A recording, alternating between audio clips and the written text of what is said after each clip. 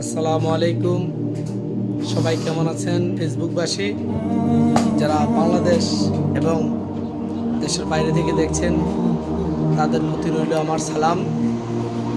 তো আজকে যে বিষয়টা নিয়ে কথা বলবো সেটা হচ্ছে প্রতিবেশী।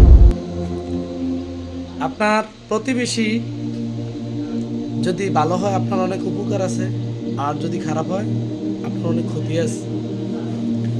যাই হোক, একটা প্রতিবেশীর গল্প বলবো, বেশি বলবো না। আমার পোলাপাইন অনেক দিন আজকে কইতেছে যে ভাই আপনি তো সুন্দর সুন্দর গল্প বলেন, একটা গল্প শুনলাম করে প্রতিবেশী সম্পর্কে। তো গল্পটা হয়েছে, গল্পটা বলছিল আমার এক বড় ভাই আব্বাসউদ্দিন পাঠান।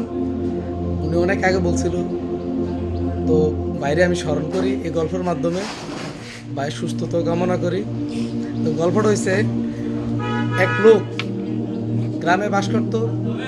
তো উনি প্রতিদিনই ঝগড়া করতো কারো না কারোর সাথে। আর আপনারা জানেন যে ঝগড়া করে একটা আর্ট, এটা সবাই পারে না, সবার মধ্যে থাকে না। তো ওই ভাই, যে ভাই গ্যাঞ্জাম করতো প্রতিদিন, তো একদিন বৃষ্টি হইতেছিল। এখন তো গ্যাঞ্জাম করার কোনো মানুষ পায় না, এখন তো গ্যাঞ্জাম তো করতেই হবে, কারণ গ্যাঞ্জাম না করলে তার মাথা থাকে গরম। অন চিন্তা করলো কি করা যায়।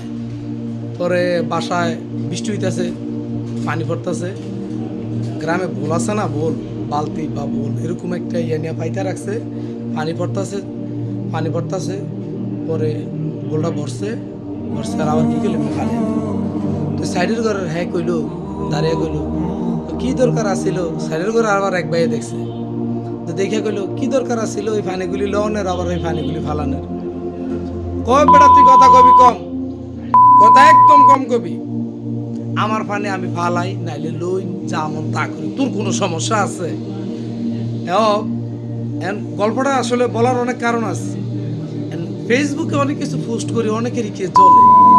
তো আমি কেউ জ্বলন টলন বুঝি না, আমার ভাল লাগে। আসলে ছোটবেলা থেকে একটু মিডিয়া প্রেমী মানুষ, সময় পাই না, এই কারণে কোনো ভিডিও মেক করতে পারি না।